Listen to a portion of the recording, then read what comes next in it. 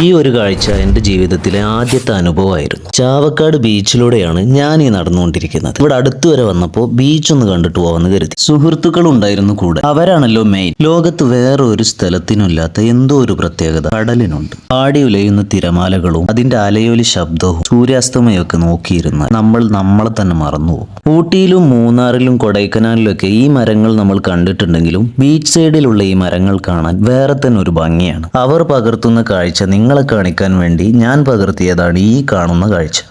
എന്തൊരു മനോഹരമായ കാഴ്ചയാണല്ലേ ഈ കാഴ്ച. നേരിൽ കാണാൻ ഇതിനേക്കാളും ഭംഗിയുണ്ടായിരുന്നു. ചെരുപ്പ് നനക്കാതെ കടലിൽ കളിക്കാൻ നോക്കി പാളിപ്പോയ എൻ്റെ മനോഹരമായ കാലുകളാണ് നിങ്ങൾ ഈ കാണുന്നത്.